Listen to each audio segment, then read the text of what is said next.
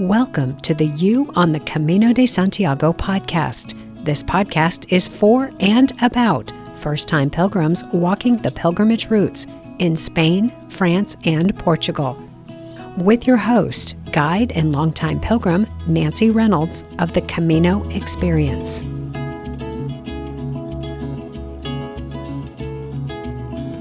What comes after the Camino de Santiago? What do you take on next after you've shown yourself that you can do big and hard things, and when you realize that you are physically, emotionally, and mentally strong? And what do you do when you realize that the practice of pilgrimage is now completely a part of you, and your favorite way to travel is to move at the pace of walking? You do what my guest today has done, and you find other pilgrimage and trekking routes in other parts of the world, and you keep walking. Hi, this is Nancy, and I'm here today with someone who has already been on the podcast 3 times, who I have to keep asking back because she gives us such a clear view into the practice of pilgrimage and how it opens up our hearts and minds to live more fully and bring more to our communities, families, and circles of friends.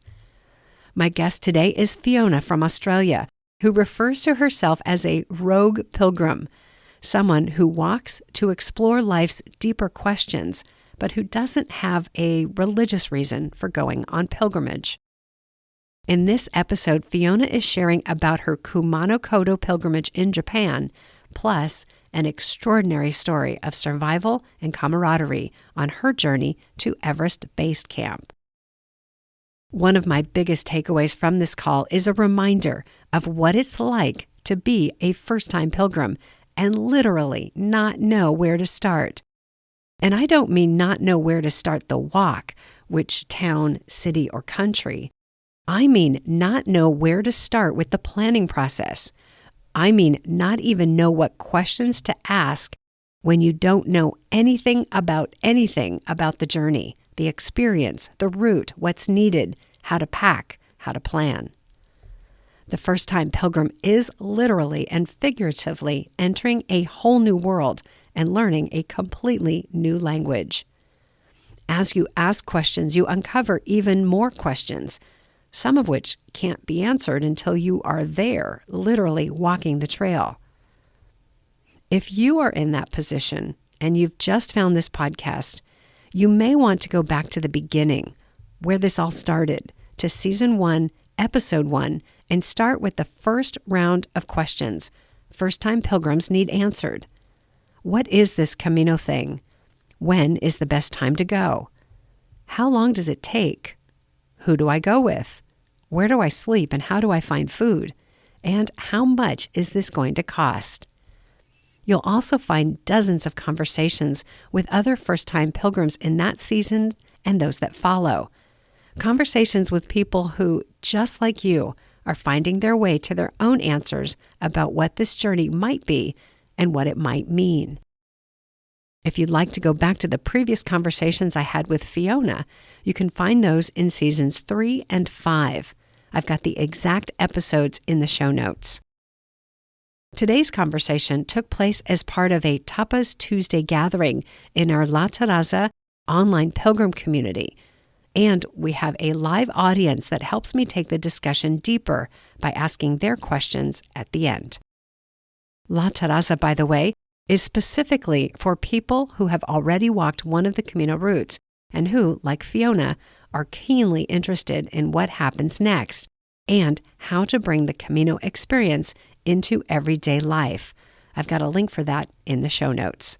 But for now, let's go ahead and say hello to Fiona. Fiona, hi. Welcome back to the podcast. Thanks for joining me today. Thank you for having me back. Really excited to be here again. Well, ever since we met up in Madrid, for me, you all are in boxes on the screen on Zoom calls and voices in my ear.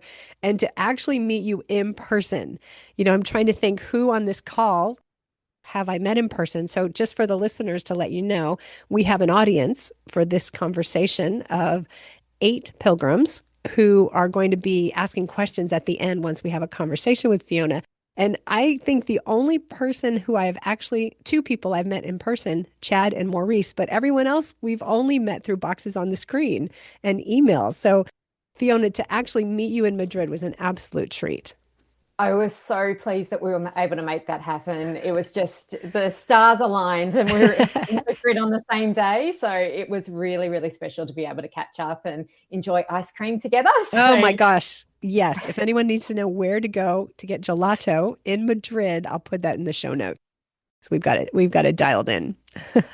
All right. Well, we have a lot to talk about. You've already been on the podcast 3 times talking about previous pilgrimages. And since you were on the podcast the last time, you've done 3 more pilgrimages. And so I want to get this all out on the table. So let's start by putting the first pin in the map. Would you just give us just a quick hit on the 3 pilgrimages you did that we've already talked about? yeah, absolutely. So I started off with the Frances, so the original, the French way. I did that with my very good friend Dawn, who was on the original podcast that we did with Nancy. So that was October 23. And then we also did the Camino Finisterre as well as part of that. So walked all the way through. I then the following year did the Camino Portuguese with my dad. So we went from Porto to Santiago. And then I've also done the Kerry Camino, which is the Camino in Ireland. So did that as well in 24. And then last year, I did the Kumano Koda in Japan, so which is the Japanese pilgrimage. And then in September last year, did the Camino Inglés as well. So I think that's the 6. Okay. Well, it's quite a lineup, I have to say. And then there's a couple other things you did in there that don't actually qualify, well, maybe don't qualify as pilgrimages, but I think they just show us how dedicated you are to international travel. And so what were the other ones? There was the Everest. Yes, I've done Everest Base Camp. I did as well. I've done also the Nakasendo Way, which is another Japanese pilgrimage. So just a short section of that. I've also done the Queen Charlotte Track in New Zealand as another one. And then also, I actually did one in Australia, which is quite exciting. So I did the Great Ocean Walk in Australia as well. Amazing. Just kindred spirits here. You're talking to a room full of long distance walkers who just love getting out there and seeing the world at the pace of walking. So wonderful. Now, some of those were considered pilgrimage routes and some were not. And because this is a springboard from the Camino de Santiago, which is a pilgrimage, I want to focus the conversation on the pilgrimage. But then, of course, we've got to talk about Everest Base Camp because that was quite an experience, I hear. So, Yeah. to start this off, I want to see if we could just talk about pilgrimage and what pilgrimage is for you. What does it mean to you? And what is it that keeps you seeking out these pilgrimage routes? Yeah, it's such an interesting question, isn't it? And I think everybody has such a different view and take on what a pilgrimage is. And for me, I will put out there, I'm atheist. I'm not doing it for religious reasons. I'm very much doing it for my own reflection and I guess spiritual reasons. And so for me, the pilgrimage is a time for me to pause, take my time, and just really enjoy being out in nature, but being with people as well. I love having conversation with anybody. So I love pilgrimages, the fact that you meet people from all walks of life. I lead quite a busy life. So in my day-to-day life, I've always worked full-time, raised a family. I'm the planner, the organizer for both my family and my friendship groups and everything I do. And for me, pilgrimages are about that time of reflection and being able to take things slowly. And it's the journey within, I think, is the really important aspect from it for me. So, yeah, that is the journey. It is the journey, that reflection, that self-reflection. So, yeah, the journey within. So, did you say that you are an atheist? Yes. So that is, I think that is so fascinating because the Camino de Santiago is a Catholic pilgrimage in origin. And many people would probably get on that soapbox to say, no, you have to believe this or that or something. I don't know. But I love that you focused on the deeper reflection part of it. Would you say that you have access to that no matter what pilgrimage route you're on, or have some been more, how do I say it, have done a better job of taking you to that place? Absolutely. I think that the Camino, so the French way, the that route in particular, um, it changed me as a person. It was that opportunity for self-reflection, and I think it is such an achievement to do that full French way. So that really opened up my eyes, and that's where it all started with me. Like all generally, all my walks and journeys have been since then because it did change me as a person. So that is absolutely outstanding. That is the one that really had the most impact for me. And it is true that the along the way, being a Catholic route, you appreciate it, you can see it, having discussions, visiting churches and cathedrals. So I have a strong appreciation for faith, while not necessarily having, strong beliefs myself. I still appreciate it, and I appreciate all faiths as well. So you still have that journey and see people going through that along the pilgrimage itself. I love hearing people's reasons for doing it. So that reflection of actually why people are on their own journey. And it is so varied. If you do go in with that open mindset and just willing to listen to others, I think you do see that there's so many different paths and so many different reasons and ways of doing a pilgrimage. There's not a set rule. I know a lot of people like to say you must do it a certain way. There absolutely is not a set way. You do it your way. So I think the French way is absolutely the one that has had the most impact for me, compared to the others. But they all have had their moments and they've all got their special aspects. They've all been at different points where I've been going through different things personally as well. So, they were what I needed at that point in time. So, I think there's not one that's, better than the others. They're all different. What struck me about what you just said is that everyone is different. There's no one way to do a pilgrimage. And what I've observed is when people do the Camino, for example, the first time, they come home with an idea of the way that they did it is the way you're supposed to do it because they did it that way and got all this great transformation and benefit and all of that. But what you've just described is that with each pilgrimage, you discovered new ways to be on pilgrimage. Would you say that's true? That's absolutely true. And I have seen and heard from people who are trying to chase that first Camino again. And guess what? It's never going to happen. Every Camino is different, and trying to relive that first one. And I think you actually said to Dawn and I right at the beginning, you only get one first Camino. Yeah. And I remember that vividly. And every time I go and do a different Camino, I make sure that I'm not trying to compare it. I am going in to do that one as an individual journey, because we can't relive that. And I think it's very important to actually try things a little bit differently as well. So, I've had Caminos where I've had my bag moved, whereas other times I've carried my bag. I've stayed in albergues, I've stayed in casa rurals, hotels.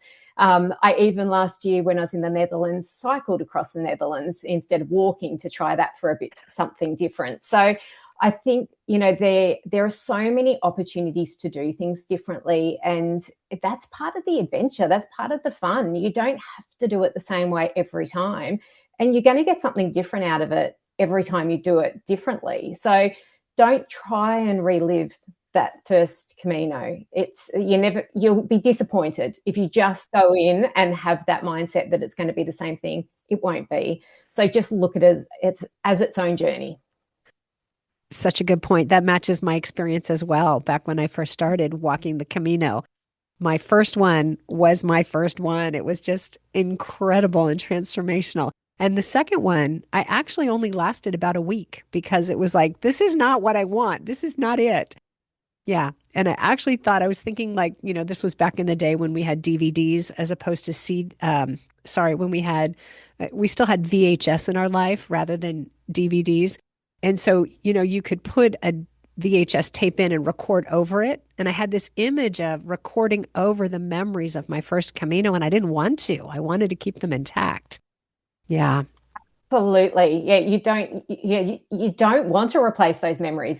Every memory is so special. So yeah, just and even going into your first one, having that open mindset as well about not it's fantastic to listen to information and watch information, but don't expect it to be a certain way or it has to be a certain way of doing things. You put so much pressure on yourself and it actually takes away from the journey. So from a planner, that's hard to say, but just go in with an open mind and enjoy it. Ah, it's such a good point. It's such a good point. And I'm going to assert that first-time pilgrims might not know exactly how to do that. So we'll just encourage them to trust the process and get yourself to your starting point and take those first steps. Yep, very good advice.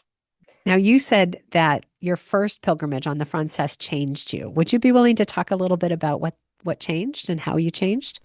Yeah, absolutely. I think it was at that point in my life where I my kids were getting older. So I was trying to rediscover who I was as a person. And I was a serial people pleaser. So that is what I had based my life around, serving others and just pleasing everybody. And after that journey and that opportunity just to slow down and really get rid of the noise that was happening in my life and have that opportunity to really reflect, it allowed me to think about what was important to me, and to actually put myself first. And I am so, so fortunate that I was allowed that opportunity. I won't say allowed because my husband would kick me if I said that, because he said, you don't need permission to do it. You do it. So I was very lucky that I have got a very supportive family that I could do that journey for 8 weeks. It's a long time to be away from home and from work. So I was very, very fortunate, and that allowed me to reflect on me as a person, and what I wanted to do to put myself first, and that I needed to put myself first in order to be a better mother, wife, friend, daughter. So after that, I did go back and I was definitely just more sure of who I was and what I wanted in life. And even to the point where, I decided a career change after 20 odd years in working in emergency management space. I wanted to do other work. So I came back, even went and did my postgraduate degree study while I was working full time, and have since changed careers, and which has been fantastic. But yeah, it allowed me to really reflect and go, at that point, I needed to really find out who I was again as a person. And I'm definitely a lot stronger. I've never been fitter than what I am now. I love living life and love, all the adventures out there. My bucket list is ridiculously long, but I love that. So it's just really showed who I am. And I've seen my daughters grow from that as well. So they have seen mum step up. And, I did the Kumano Koda with my eldest daughter last year, and my youngest knows that she's, going to be doing one with me very shortly. And I have seen how much it has helped them as well. And that has also had a big impact on me too. Wonderful. That's just like the poster for pilgrimage right there. Quick, write the brochure. All right. Well, let's dive into the more tactical, practical, I don't know what the right word is. Let's talk about your most recent pilgrimages. I'd like to start with the Kumano Koda, if you don't mind. I had a gentleman from Australia on the podcast early in March this year who had walked the Kumano Koda, and I'm really interested to hear your experiences so we can see how similar or dissimilar they are. Because, if we take two people and talk about the Camino, we're going to get two completely different experiences. So I'm curious if that will be the case with this one. So let's dive in. Where do we even start talking about the pilgrimage in Japan?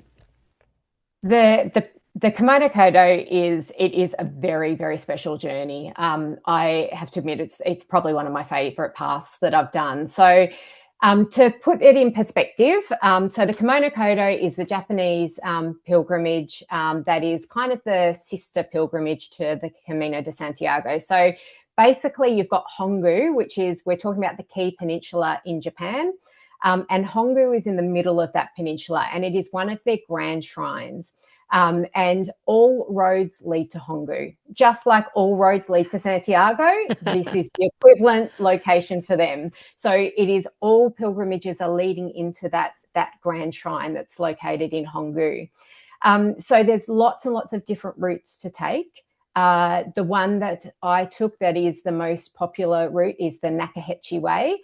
And it's basically from one side of the Kii Peninsula up to Hongu, and then you can continue walking to the other side of the peninsula as well. So all in all, it's only about a week's journey to do the whole lot, but very mountainous. So quite different landscape to what you would see in Spain. It's different. It's absolutely spectacular.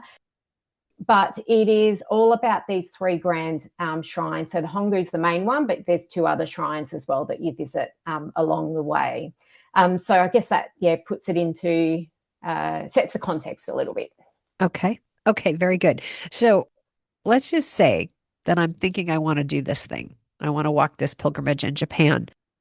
I don't even know what questions to ask. What questions should I ask if I'm thinking about doing this pilgrimage? Absolutely. I think I can talk about how it differs and probably the different considerations for it compared to doing the traditional Caminos in Spain. Okay, great. Yeah, so it is different. You can't just turn up and do the Kumano Koda. You do have to plan for it. It is very, very well managed by the local Tanabe travel organisation, so the government that runs that. And I think that's to restrict how many people actually are on the trail at any time. They don't want to overrun. They've seen areas of Japan completely overrun by tourists. So Tokyo now is completely different to what it used to be. So I think there's real awareness about keeping it very traditional, which is part of the appeal of it. It's beautiful. It's such a cultural experience. So you do need to be organised, so you can't just turn up on the day. There's a website, the Tanabe Travel or Kimono Travel website that you can use to book all your accommodation, book any of the extra things like moving your bags, any tours, things like that. It's all on this one website. It is a very clunky website to use. Oh. It's not an easy one. Okay. So basically you go on, you have a look at the different accommodations. It's not like, bookings.com where it's laid out nicely in a map or anything like that. It takes a bit of work to get through it and understand where you want to go and where the accommodation is. And you have to read the accommodation as well to make sure it's on the trail. Otherwise, you're going to end up having to catch buses and things like that. So you do need to do a little bit of work to work out where things are. But you can do it. You just need to allow for that time. When you do request bookings, you send them your top 3 that you want for that location. And then you will get an email back saying these have been confirmed, but that will take 30 to 60 days. Okay. So it's not a quick one to do. Okay. So when Hannah and I did it, it was actually over Easter. And I know that means nothing in Japan because they don't celebrate Easter, but we knew it was going to be busy as far as tourists visiting the area. So I did panic a little bit about that. So there were a couple that I ended up booking through bookings.com because I wanted to make sure I had those ones. And then there were others I waited through this website to use. One word of warning, if you do it that way and you don't book every lot of accommodation through the travel website, the tourism website, they will not allow you to book things like your luggage transfer. So you have to book everything through that website if you are planning on having your bags moved each day. And because it was Hannah's first Camino, I wanted, and it's very, very hilly, it's very steep, I wanted our bags to be moved each day. Okay. I did get around that by contacting the luggage company directly. and they were happy to book it. So you can actually circumnavigate that if you need to, but that's just a warning. That nearly got me unstuck, Okay. not realizing that one. But yeah, so if you do it that way and just book it through their travel company, but just allow that time. You need to be patient when it comes to the Kumano Koda and dealing with Japan and their culture. It is very, very different to probably what you've experienced in the past. The other aspect of it as well to consider is you book a package with them. So you're getting your breakfast, lunch, and dinner with them. And it is the food is like a masterpiece. What comes out every night in these bento boxes, and they make these little bento boxes for you to take each day as well. And you sit there with these little rice balls and sushi and things like that. It's just absolutely divine. And that is such a special part of it. The food is phenomenal. So to have that along the way as well. So you're getting these packages, and that's because there's not a lot of services on the actual trail. It is quite remote. There are so many convenience stores along in Japan. That's what everybody knows, 7-Eleven, Lawson's and so forth. Their convenience stores are unbelievable, but there's only a few of them along the Kumano Koda. So do be prepared. So you do have to make sure that you've booked one of those packages and that you've got your meals each day. So that is something to also why it would be different from the normal Caminos. You're not going to have bars where you can sit down and have a coffee or cafe con leche or a chocolate croissant. You do need to be a little bit more organized and prepared for that. So yeah. It's interesting that you say that because so many people say that the Camino is this experience of hopping along, stop by stop, hanging out on the terrace of the bar, meeting your friends, shared meals, all of that. It's almost like this moving, I don't know, spiritual party or something, right? Where everybody is just going along and enjoying being with their little Camino family or their Camino friends. And it's one of the things that is so I guess it just confounds me that we have decided that that's what the Camino is. And because it's not all that the Camino is, right? It's not. And different Caminos have different experiences with that as well. So they're not all like that. So I think the French way and the Portuguese way are like that. I wouldn't say the Inglés was like that. So agreed. Yeah, so I think different Caminos have different experiences. Yeah. But the Kumano Koda, even though they weren't the bars that you would get in Spain, they have little areas where you can sit around and have your bento box and chat to other pilgrims. And some of the ryokans that you stay in, which are sort of like guest houses, had lovely communal areas or where you would all sit and have your bento box and chat to other pilgrims. So it still had that feeling about it. And there was one place that we stayed in, which was an old school, and that was probably the highlight of the entire journey. And it was an old school that had been converted into just different rooms. And out the front, they had this little bar, beanbag set up, things like that. So it had such an amazing community feel about it.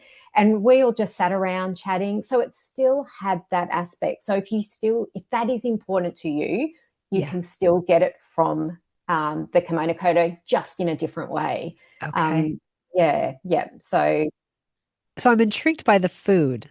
As a vegetarian, I'm like, okay, sushi is not so much my jam, but is it the kind of thing that you can have your dietary needs accommodated?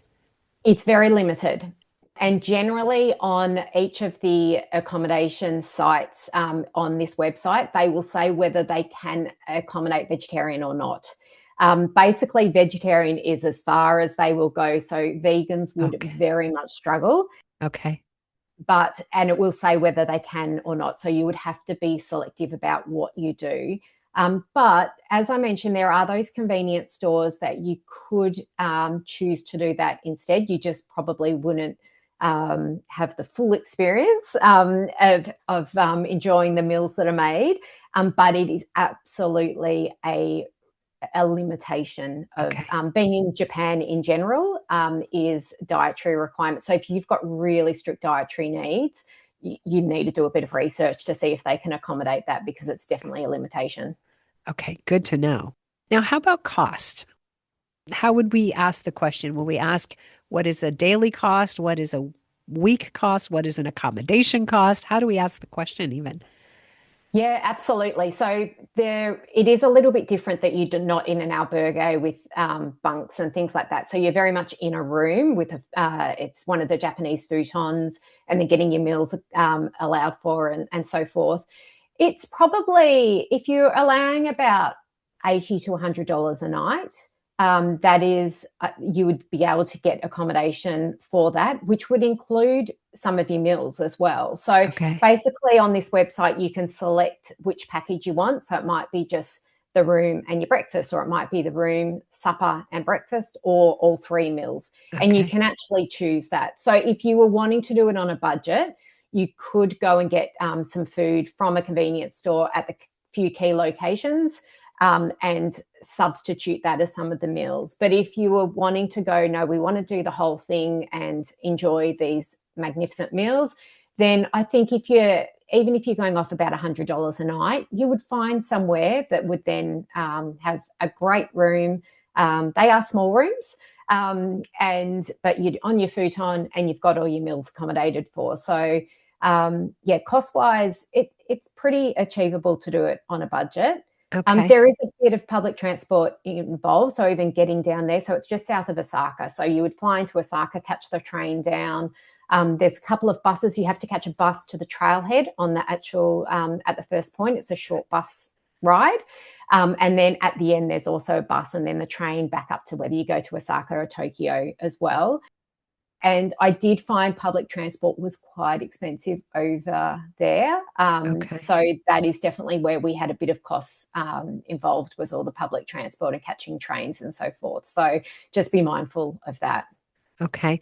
And I do want to clarify, $80 to $100, are those Australian dollars?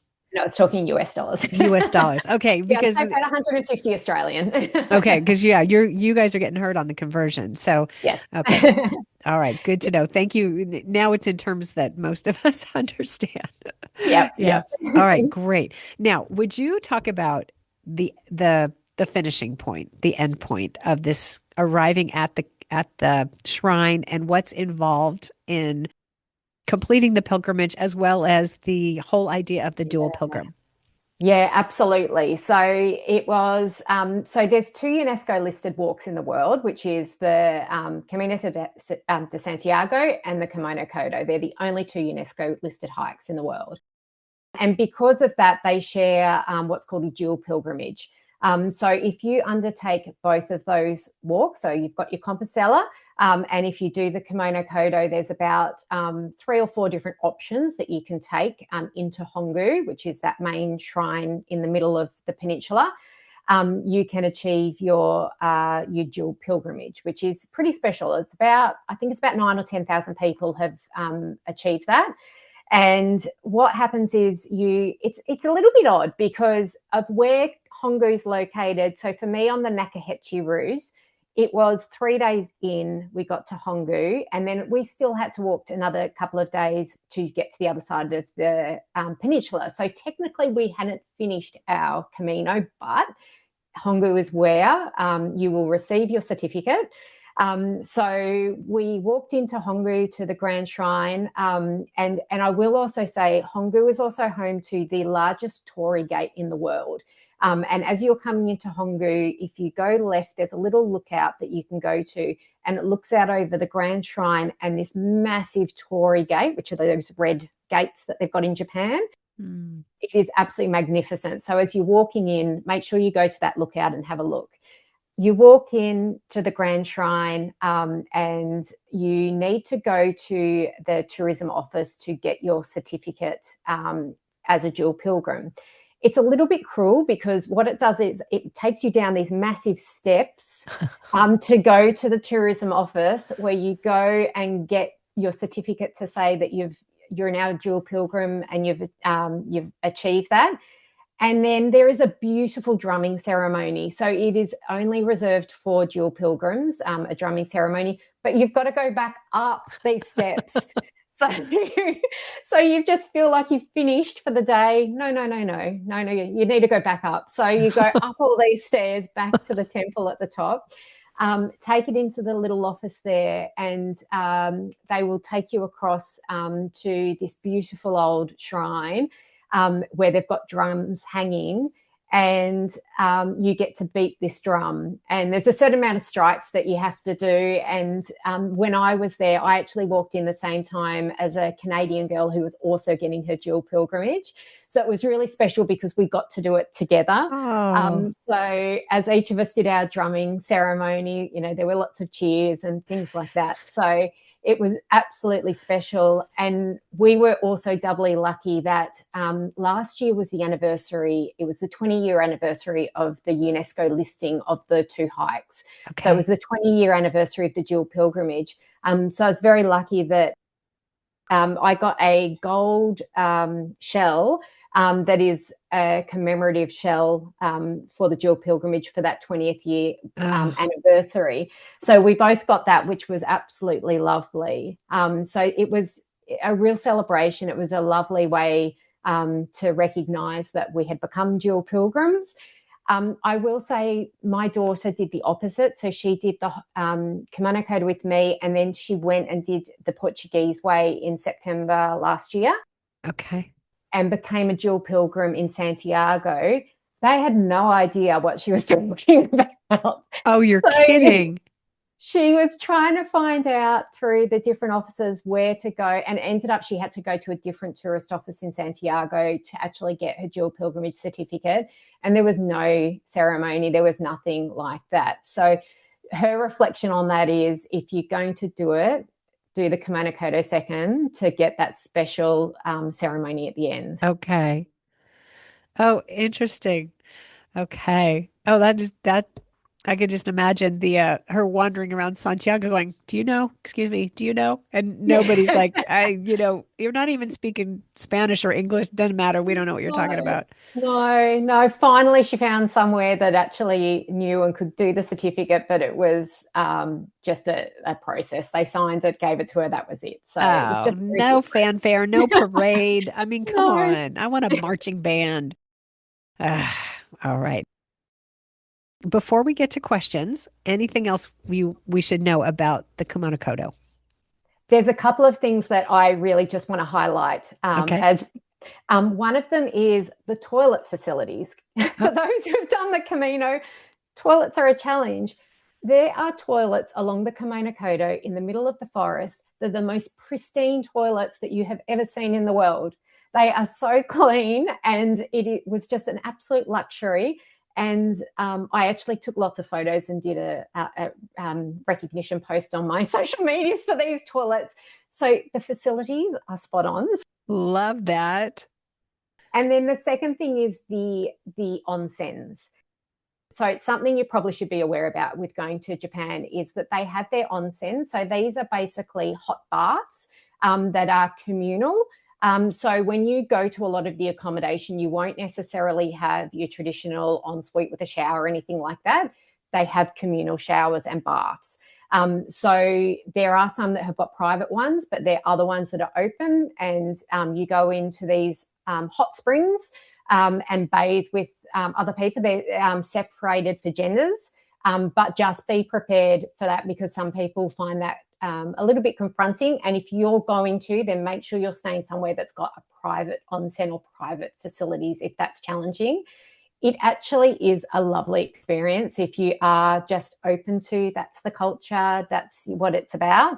And there are some that allow for, they've got the onsens, but you wear your bathers and things like that. So even along the rivers, there's some ones outside that have been dug into the rivers, and the hot springs come up and you can sit in those and bathe as well. So the onsens are a very special part of Japan, and particularly the Kumano Kodo, to enjoy them. But if you know that you'll be challenged by that, just recommend having a look into that as well. Okay, so being challenged by them, does that mean that people are naked in a communal setting? Yes, that's right. Okay. Yeah. Yeah, exactly. Let's just make sure we're clear on that. Yeah. Yeah, So very good. if you don't like being naked around other people, then yeah, have a look for something that's got a private facility. Okay, that is probably the best tip of the whole thing right here. Thank you for that. Yeah. No problem. Okay, good. All right. Well, let's take some questions. So, for those of you in the quote audience, if you have a question, why don't you just wave and I'll ask you to start by introducing yourself and where you're calling in from, and then go ahead and ask your question for Fiona. Who's got a question? Yeah, Debbie, please. So I'm Debbie. I'm here in South Pasadena, California, and Fiona. My husband and I are supposed to do a little bit of Camino Frances next year, but also the Kumano Koda to celebrate our 30th wedding anniversary. So I'm super excited. This information that you're sharing is so timely. And so, but for my question is for those of us who have not hiked to the base camp of that mountain. Could you talk a little bit about how the stages work and like how long, how many kilometers they were, what the elevation gains and losses were, and if there's opportunity for the wimpy among us to break up the stages if they're too long? I love that. Absolutely, and really, really good question. So the Kumano Koda is quite mountainous and it's up and down. So elevation gain wise, I don't think it was that particularly that much, maybe 1,000 meters elevation gain over 10 or 12 kilometers. So, but it's the type of trail it is, lots of roots, lots of stones. You do have to concentrate as you're doing it, and it's just undulating, so it's up and down. So you can break it down a little bit more, and I highly recommend the first day catching the bus to the trailhead, and then walking only 5 kilometers to Takajiri is the first point that you can stay at, and only do that 5 kilometers to start with. And the reason for that is you hit the Kumano Koda trailhead and it is straight up. So that is actually you need to warm your legs into it, and you don't get a chance to. You are going straight up that hill. So it seems a bit silly only doing 5 kilometers on the first day, but I think it sets you up for the future stages just to make that one a little bit shorter. So I highly recommend doing that first section like that. The last day, if you're going to do the whole Nakahechi Way from each side of the Key Peninsula, the last day is very, very challenging, and that walks into the grand shrine, the Nache Taisha, which is the big shrine that's got a big waterfall behind it. It's absolutely spectacular, and it's a great way to finish the trail. But that day is incredibly challenging. And we had been told if you're unsure at all about doing that, do not tackle it because it's straight up and over a pass, and it's the highest pass on the Kumano Koda. My daughter chose not to do it. It was pouring with rain. The trail was like a river, and a lot of people chose not to do it. So they caught a bus instead, part of the way. I went with some others to tackle that pass, and I found it okay. I had no problem with it, but for those who are unsure, they had the option to catch that bus and then meet up with us and walk that final bit to the Nache Taisha Grand Shrine at the end. So there are buses and options. And I think under normal conditions, that would have been fine. It was just the rain was the added issue with it. So the stages themselves on the Kumano Koda are actually quite short. You're only looking at maybe 10 kilometres a day, 10 or 12 kilometres, so not that long. It's just the undulating conditions of it and the type of trail. It's lots of roots, lots of rocks, things like that. So it just is it's slow going. I think that initial 5 kilometres takes around, I think they say 3 hours to do. Wow. So it is quite a challenging track to walk along. But I think the key thing is the weather, watching the weather and understanding what that's doing. And the weather is the thing that's got the potential to slow you down and make it a little bit more challenging. But you've got all day to get to the next place. So it is definitely very, very achievable for people to do. Great. Any follow-up question to that, Debbie? Actually, yes, I was going to ask about the administrative detail of the credentials. I mean, do you have to bring, so if you wanted to be a dual pilgrim, does that mean that you have to bring your little booklet or credential from the Camino Frances? Like, how does that work? Yeah, great question. So you just need to have proof that you've done it. So some people use a photo, so they'll take a photo of their Compostela. I took my passport from the Frances. So I just took that with me and had that in my bag, just in a watertight bag. So chose to take that. The girl that I walked in with from Canada, she had a photo when they accepted that fine as well. So I think if you're a bit nervous about taking anything with you, a photo will do. They were pretty laid back about it. They're very trusting, the Japanese. They are absolutely, if you say you've done something, they will believe you.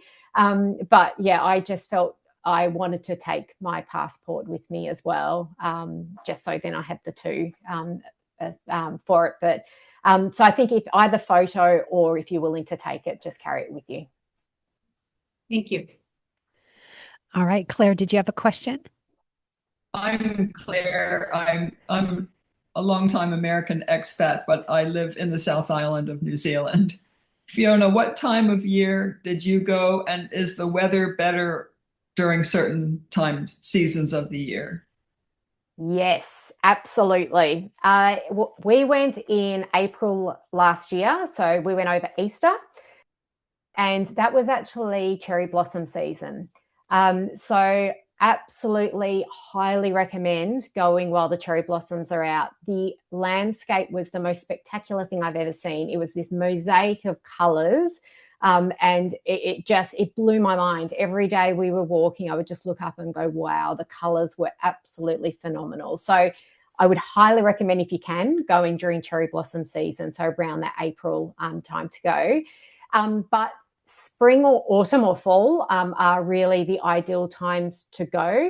You can't go during winter because it does snow and gets very cold. And also the Key Peninsula, I believe, is the wettest part of Japan as well. So it will get a lot of rainfall during the winter months. And summer, it would be way too hot. Japan gets incredibly humid and it drains you to be walking in those hotter months.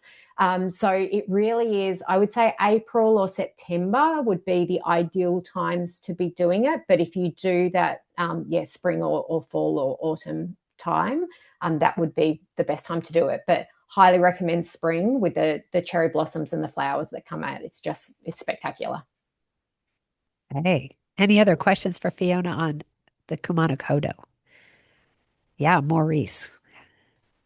Hi, Fiona. My name is Maurice. I'm in Asheville, North Carolina, in the U.S.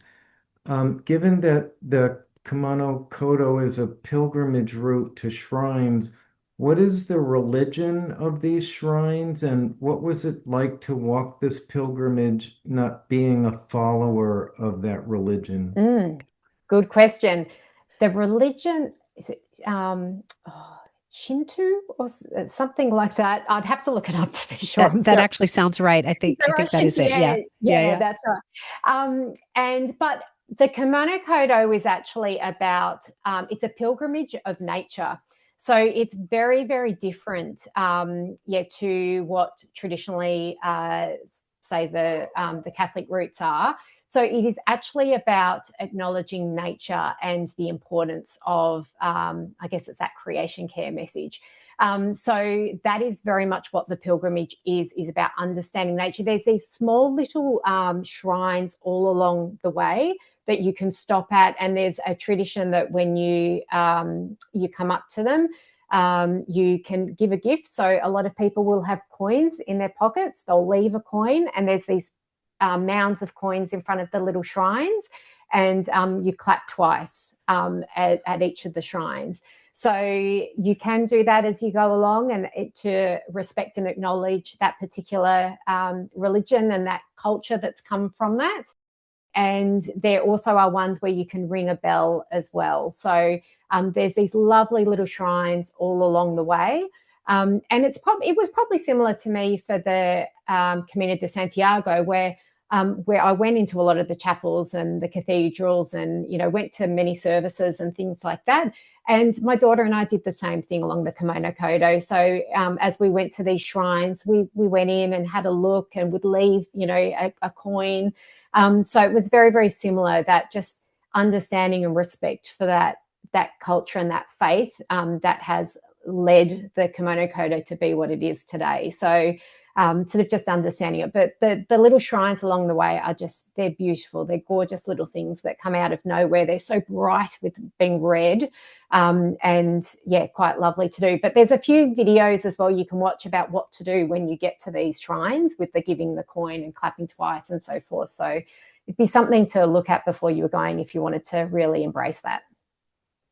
Sounds lovely. Any follow-up question to that, Maurice? No? Okay, excellent. All right, last call for questions on the Kumano Koda. Anybody else? This is Claire, and I'm calling from Southern California. If I heard correctly, Fiona, your first Camino was in 23. Is that correct? In October 23? August 23, yes. We walked the Camino at the exactly same time. So I wanted to know. We started, I think, on the 24th and ended on the 3rd or so of October in Santiago.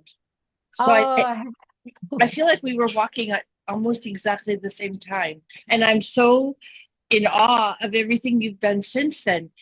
Can you talk a little bit about how and why you've chosen to do these Caminos in the order you've done them, or and I'm not quite sure if you've done them all by yourself or some with someone like your daughter. Talk a little bit more about, I guess, why and how you've chosen to go in the order you have, and have you walked them by yourself, or have you always had a walking companion? Yeah, absolutely. Really good question. And that's so amazing that we were there around the same time. So yes, it's we're kindred spirits in that respect. So I didn't really have a reason to walk them in any particular way. It's kind of been things that have informed it along the trail. So I always wanted to do the Frances. So my friend Dawn and I had discussed it for many years, and during COVID, we actually kept booking it and then rebooking it. As I think many people did. We just kept delaying it by 12 months. So in our heads, that was one thing. We were pretty determined. We wanted to do the original route, and we wanted to do the full thing as well. So from the get-go, that was always going to be the one we were going to achieve first. And we're very lucky that we've got very good annual leave and so forth in Australia, that we were able to do that. So that's why we did the Frances first, and then decided to add Finisterre on the end of it. The following year, I did the Portuguese way, and I did that with my dad. And the reason for doing that was because along my journey during the Frances, he kept saying, I've always wanted to do it. I'll never get to do it, but I've always wanted to do it. And when I got home, I said to him, you know what, Dad, let's just do it. So I wanted to have that experience with him while he was fit enough and able enough to do that. So I had spoken to a few people on the Frances who had already done the Portuguese way, and it seemed like the most logical one to do it from Porto to Santiago, because I knew it had good facilities. It was a well-marked path. It was easy for us to get to Lisbon and then get to Porto. So that's why I did that one next. But then at the same time, I knew that I was going to be there for a little bit longer in Europe, because when you're traveling 24 hours in a plane, you may as well make the most of it. So that's when I sort of went, well, what else can I do? And I wanted to try one that was different. So that's when I read about the Kerry Camino in Ireland. And my best friend, Marnie, actually caught a flight over, and I put Dad on a flight back to Australia. Marnie came over, and she met me in Ireland, and we did the Kerry Camino there. But when I finished the Kerry Camino, I did reflect on the original Camino. The original pilgrims would have caught a boat across to the beginning of the Ingles, and then they would have walked into Santiago. So I knew the Ingles was going to be my next one that I wanted to tackle. So that's why that one then became on the list. then last year, my eldest daughter, Hannah, was finishing high school, and it was her 18th birthday, and I wanted to do one with her and had a chat with her about which ones she might like to do. And Hannah loves everything about Japan, and Japan's quite accessible for us. I think it's a 9-hour flight to get there. So I had a chat with her and said, yep, let's do it. So that's why we booked that one in and did that. So I did that with my daughter, Hannah. And then later in the year, so in October last year, was my husband and my 20th wedding anniversary. And he's been listening to all this Camino stuff and trying to understand what this, all of a sudden he's got this crazy wife doing all this hiking and things like that. He wanted to experience it and know what it was about. So I was like, that's it. For our 20th wedding anniversary, we're walking into Santiago. So I chose the Ingles for that, to both finish that original pilgrimage from the Kerry Camino, but also because it's a really achievable one. It's a nice distance, 120 kilometres. I knew he's not a hiker, he's not a walker, and I knew it wasn't too challenging as far as hills and things like that. So that's why that one came up next to do it. And then I guess also in there was Everest Base Camp. And I did that because I can. I knew how challenging that was going to be. I felt so strong after the Frances and fit. And I went, you know what, if I'm ever going to do it, now's the time to do it. Just do it while you can. So that's why I booked, I think Everest Base Camp, I think I booked in about 3 weeks before I actually did it. Just because I was like, you know what, I've got the time to take it and I feel fit. Let's just do it. So, yeah.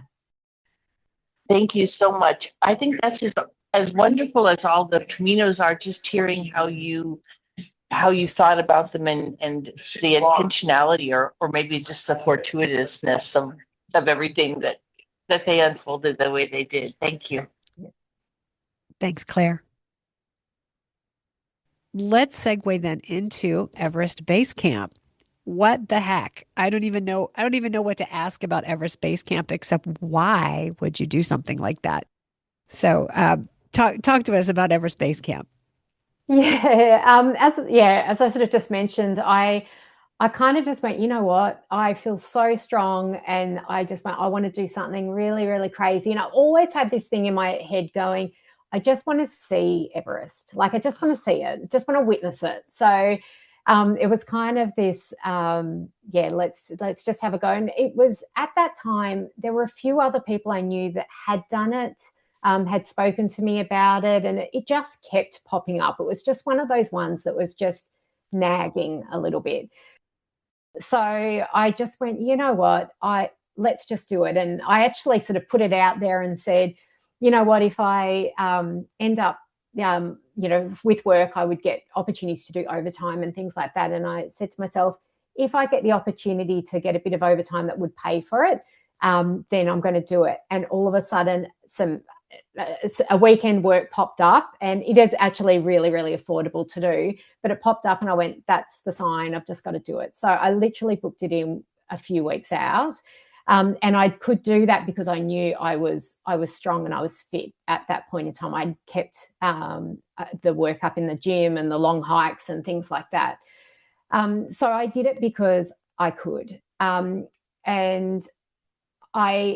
it was definitely probably the most challenging thing that I've ever done. The altitude is something that you can't describe, and you just can't prepare for, particularly when you live somewhere like Australia that we've got hills, we don't have mountains. Uh-huh. So it was incredibly difficult to train for.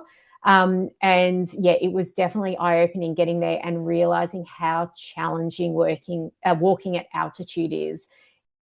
How high up is Everest Base Camp? It's around 5,500 meters. Okay. That's something like 15,000 feet, I think. That's incredibly high. Am I doing the math right? About 17, is that? 17,000? I'll double check it. Yeah. But yeah, it's incredibly high. I'm just going to say the difference between 15,000 and 17,000, you probably won't notice it at that point. So they say basically you're at risk of altitude sickness around anything above 3,000 to 3,500 meters. Okay. And you are out that altitude for a good length of time as well. So it takes 2 weeks to do Everest Base Camp and back.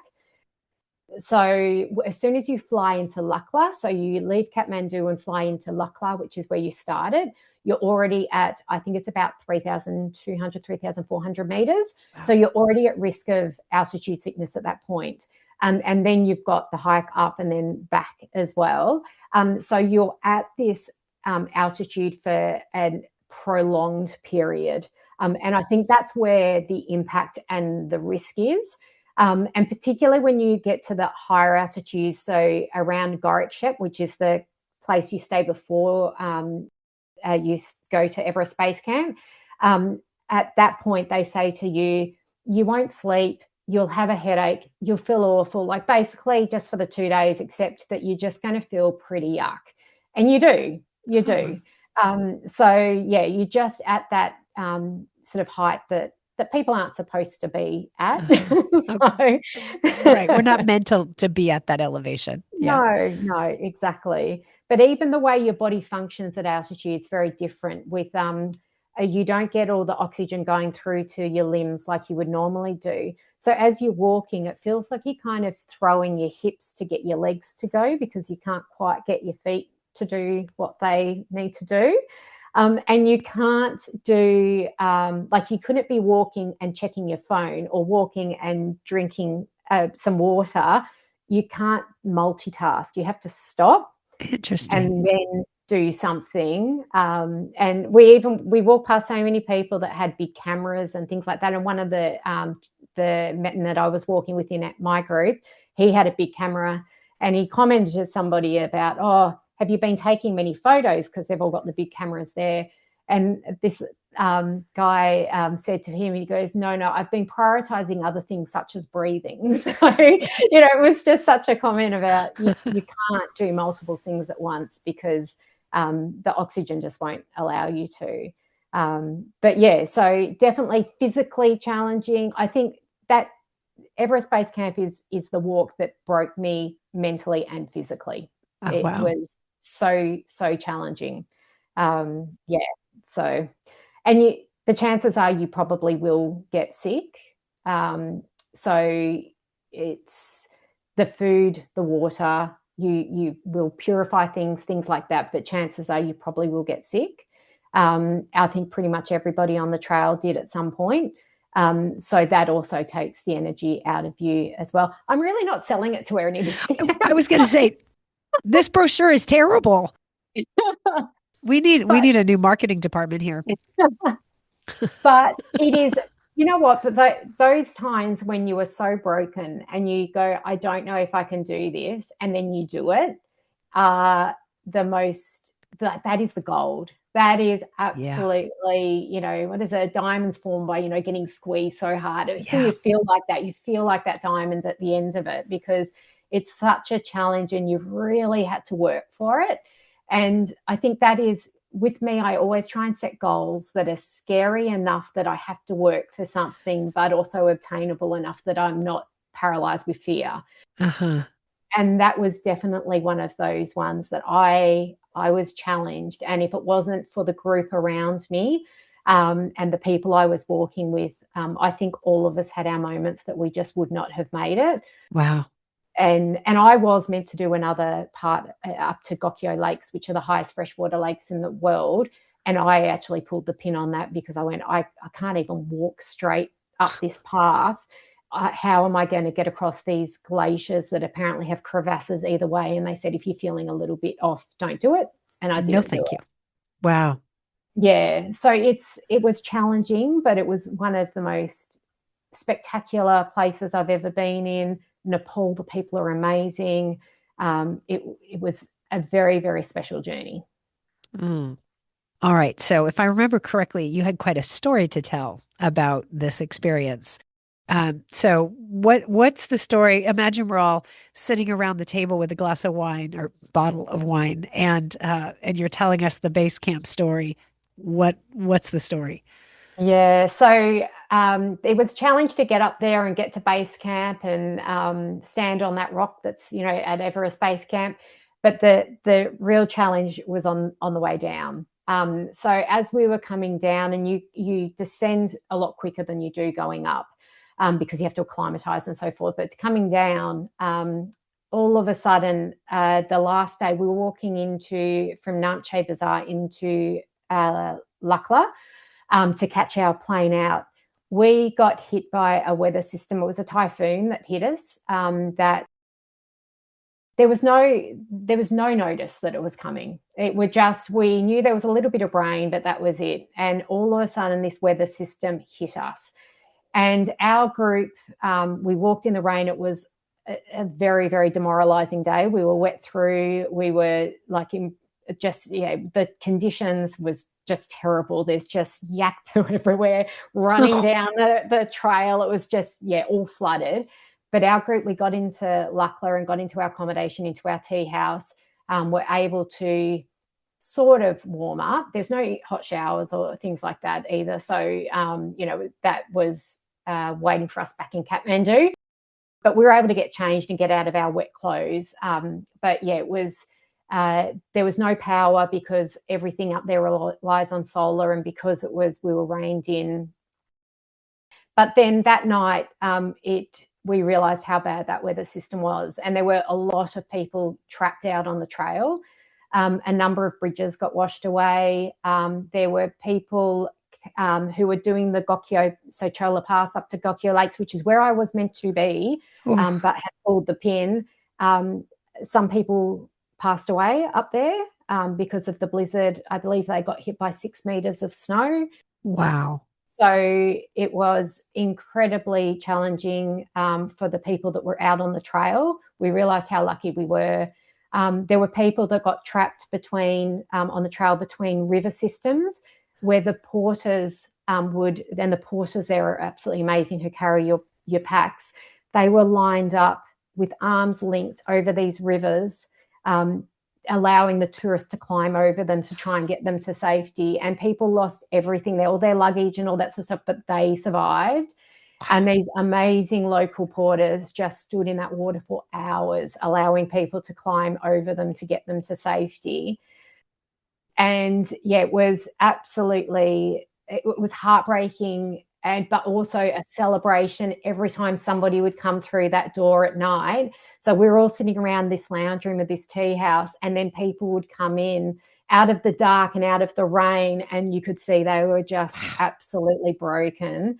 And but we would say everyone would jump up and try and help them, and get them out of their clothes and things like that. So there was this feeling of camaraderie around that. So it was, all these stories were starting to come out about what was happening. And at that time, we had no communication out because of all the power being down. So I couldn't even contact the family to say I'm safe. In the meantime, it's all in the media that, because I think in Kathmandu itself, they had flash floods and they had hundreds of people were killed. Wow. And so there was obviously a bit of panic at home, mums in the middle of the Himalayas somewhere. And so it was hard not being able to communicate back home. And we ended up getting stuck there for about 3 days. We were stuck in Lakla. They couldn't obviously get planes in and out. They couldn't get helicopters up to the mountain because it was all snowed in, and the whiteout had occurred. And that was what's so heartbreaking. We knew there were people needing help on the mountains, and they couldn't get to them. They just couldn't get to anybody. Wow. And I think it was that reminder that in that landscape, in that environment, when things go wrong, they can really go wrong.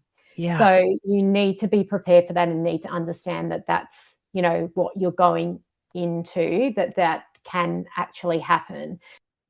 So, it was an interesting few days. It was actually, while it was challenging, the camaraderie that happened in that tea house and how we all got along, and we were all stuck there for those few days.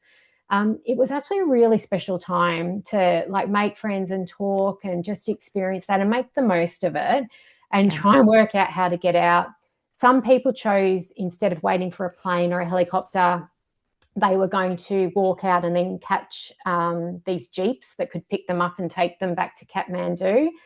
Those people got hit by landslides. 3 minibuses got covered in a landslide, and unfortunately about 30 people perished there. Oh, wow. And then other Jeeps got stuck. And we, in the meantime, 3 days later, got helicoptered out. We were on about helicopter number 3, I think, to get out. So we were very lucky. But those people were stuck in those Jeeps for, I think, a week. They were just stuck in the middle of nowhere. And there were local villagers were coming in and giving them food and things and water, but they were just stuck.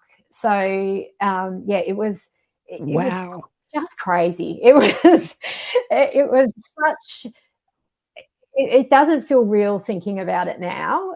And, when every now and then you get a little bit of reception, and I was able to get messages out to home going, I'm okay where we are and things like that. So I think for me, once I knew my family knew I was okay, that was fine. Yeah. But there was very little information that was coming through, from, I was expecting, that's what I did for a living for 20 odd years, was emergency communication. So I was expecting a warning or something like that. And there was nothing.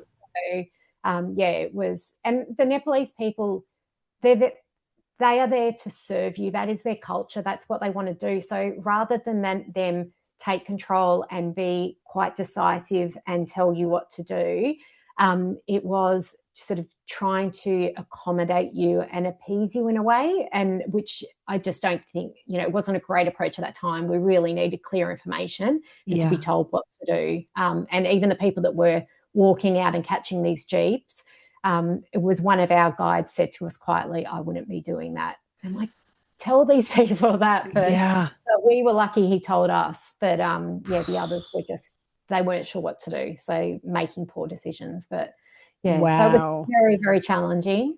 And I think last year around the same time, they had pretty much the same weather system hit as well. And it's getting concerning how many of these weather systems are hitting the Himalayas, and it's definitely changing. So it's something to be prepared for. If you do something like Everest Base Camp, you need to have those buffer days in there, because the planes don't necessarily run every day. So don't think that you can just rock up to the airport and you're going to fly that day. It might be a day or two later, and you do have to go in just being flexible and knowing you might need to pay for a helicopter to get out, and then it's cash. You need to just pay them cash to get you out of there. So it's a different world. It sounds very intense. What time of year did you go? It was September. So it's the beginning of the season. So it was at the tail end of the rainy season, but the beginning of the when most people arrive to hike. And they did say that they had never had a system like that in that time. But then, last year had exactly the same. So interesting. Yeah. Oh my goodness, what an adventure. Well, does anybody have any questions about the Everest Base Camp experience? Yes, Fiona, I do. Yeah, this is Chad from Idaho.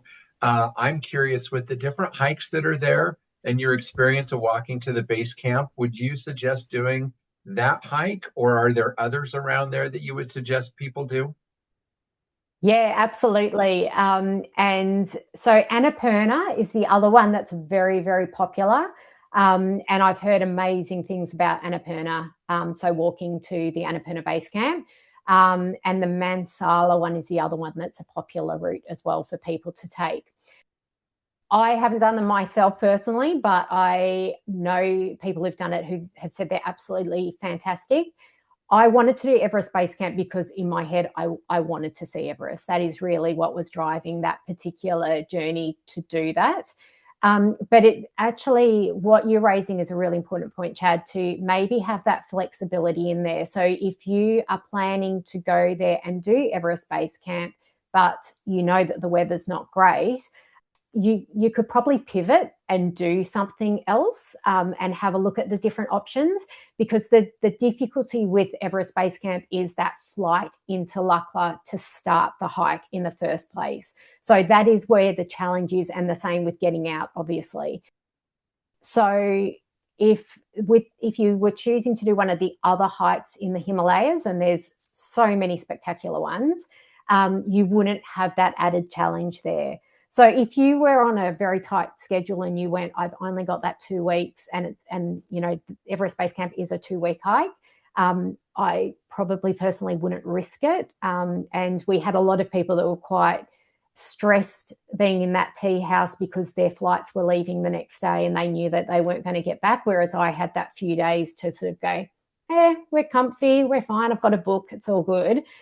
So if you're on a tight time frame, maybe something like Annapurna would be a better option. Thank you very much. Any follow-up questions? What was it like walking with Sherpas? Absolutely fantastic. Like, they are just lovely, lovely people. So I will correct. So Sherpa is the surname, and they're porters is what you call them when they carry things. Thank you. So no, that's okay. So the porters themselves, like, you watch these people carry stuff up those mountains, massive packs and massive weights, like 50, 60 kilos of so what's that, 25 pounds of gear, because everything has to be carried up that mountain. So everything you get, everything you're eating, everything you're sitting on, everything you're sleeping on is carried up there. So even in Namche Bazaar, there is a pool table in the Irish pub. It's the highest Irish pub in the world. And there is a pool table that they have carried up there. So everything is carried up, and you do look at things very differently knowing that is being taken up. And they are just everywhere, and you just need to be respectful and get out of their way to let them go. They're so quick. It's quite phenomenal to watch. But that they were part of our team. So as our team, we had there were 6 of us that were, I guess, paying to do it. So, but in that we also had 2 guides and 3 porters with us. And it was very much, that was our team. So we really loved spending time with everybody. And we really enjoyed on the way down as well when we stopped at Namche Bazaar, because you're not allowed to drink alcohol on the way up because of the potential with altitude sickness. So when we got back to Namche, they said you are allowed to drink. So we're very excited about that. So we made sure we shouted those porters drinks and to thank them for their work, because there is no way that I physically could have carried my gear and walked at the same time at altitude. I'm sure some people can, but it also that is their income, that is their living. So I think a lot of people go, I'm going to do it myself and I'm going to just carry things. Just be mindful that that's their living and that's their income. So supporting the guides and the porters is actually really, really important up there. But beautiful people. All right. Well, I honestly, I think I could keep going for another hour to get more details and more stories and all of that. So let's just wrap up with this one question. What's next? I'm actually doing in June this year. So I'm reconnecting with Dawn, who I did with the original Frances with. And we are doing with a bunch of girlfriends, we're doing the Larapinta Way, which is a very, very famous hike in Australia. So it's basically from Alice Springs, which is the centre of Australia, and we head out west through the McDonnell Ranges. So it's out through true outback Australia. So the scenery is meant to be spectacular. It's going through gorges and up through mountains and things like that you wouldn't expect in the outback, but that's very much what it is. So that is a 2-week hike through Central Australia that we're doing in June, which is, we're really excited about. It's meant to be quite a challenging walk, but we're really excited and sharing lots and lots of clips and information about that at the moment. So the Larapinta is absolutely the next one on the list. And then I am hoping I've now taken my dad, my eldest daughter and my husband on a Camino. So my youngest daughter knows that she's next on the list. And she's told me she wants an easy one. She doesn't want a challenging one. So I'm thinking about which one I'll do with her next, whether it's a Camino or it might be something through maybe the West Highland Way or something like that. Okay. So that will probably be next year. Wow. It's so inspiring. It makes me just think, you know what?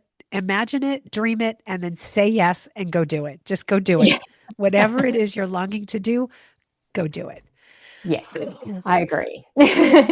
Fiona, thank you so much for taking the time today to chat with us and to share your stories. It's just always such a pleasure. So thank you. No problem. Thank you for having me again. It's been fantastic. And thanks for letting me talk about these adventures. I could talk all day long about them. Exactly. I know we really need to be in the same place with a couple of shouts of however the Australians call it. A couple of bottles of wine, some food, Absolutely. and just share stories and photos and all of that. But that's what we have for now. So thank you so much. I'm sure I'll be speaking to you again soon in the future. So thanks very much. See you later. All right.